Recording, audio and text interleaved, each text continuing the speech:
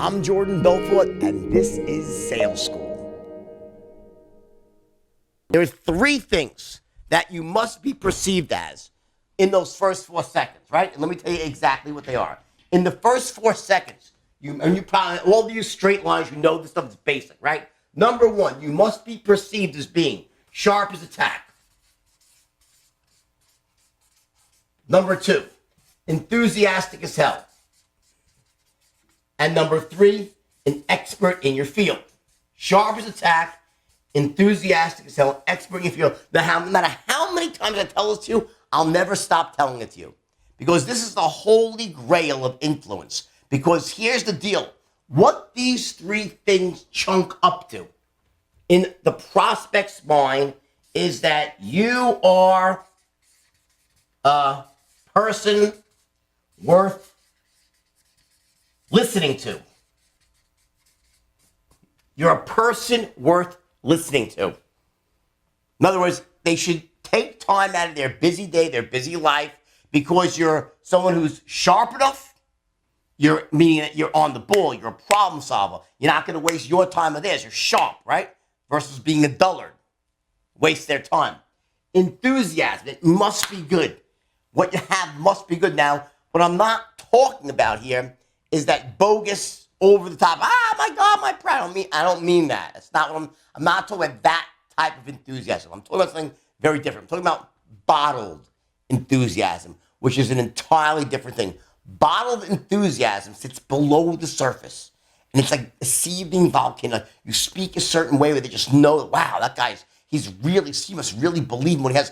It could be a whisper almost. But when you speak with real enthusiasm, it's undeniable, it's palpable, and people get like, wow, what he has, what she has must be good.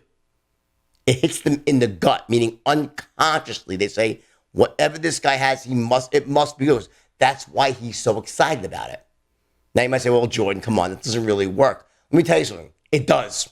I'm not saying someone's going to buy from you just because you sound enthusiastic. It's not what I mean at all. What I'm saying is that enthusiasm opens up the possibility because they want to listen. And most of all, you're an expert in your field, meaning you're a figure of authority. You're someone that can get the job done.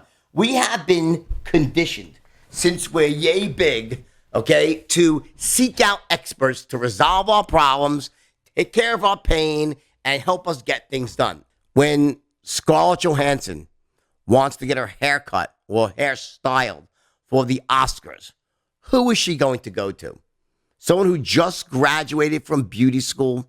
Seriously, right? Or the person that's been styling hair in Hollywood for the last 20 years, making celebrities look fabulous. Who is she going to seek out? The expert. When Roger Federer was having his slump in 2015, who did he seek out? Did he go to a local country club tennis pro?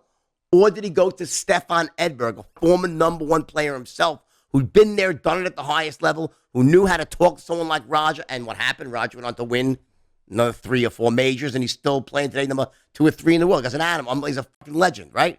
And by the way, Roger's slump is like everyone else's best day. But the point is that who would he seek out? We all seek out experts. We've been conditioned since we're yay big to seek those people out to help us solve our problems, cure our pains, right? Start with our parents taking us to the doctor and so forth. Those were experts when we were young. We're like, wow, the doctor, he's been through schooling. He had a diploma, he had a license, all this sort of stuff, his stethoscope. We felt better just by laying eyes on the guy, right? Let's get now practical about this, all right? This is about practical knowledge here. In those first 4 seconds, you are being judged. They are ripping you apart, compartmentalizing each piece, judging them, and putting them together based on how you're perceived. If you are perceived the right way, meaning sharp as a tack, enthusiastic as hell, an expert in your field, if you are perceived the right way, you set yourself up for massive greatness. If you're perceived the wrong way, good luck trying to close the sale. See, what happens is when your prospect perceives you that way, sharp, on the ball, expert, right? They defer to you. They allow you to take control of the conversation. You take control because the prospect allows you to take control. You can't take control by force. You take control by force of will because your process, this is a person worth listening to, and they defer to you because we've been conditioned to defer to experts since we were yay big. You get it? So that is an undeniable truth. It's been studied by Harvard University. Did a study on this recently, right? Where they said, they said it's 7 seconds, well, I don't know, it's 5 or 7. I beat them by 30 years to the punch. I said this in 2008, but the point, actually 1998. Wait, no, 1988. Holy fuck, am I old? 1988. Good Lord. I'm old, right? Anyway, I came up with this in 1988 when I was still a baby, right? The point is that Harvard 30 or 27 years later came out with the same story, but they said it's 7 seconds. It doesn't matter. Either way, you're screwed. If you make the wrong first impression, according to Harvard, it takes 7 subsequent meetings for someone to perceive you a different way. 7.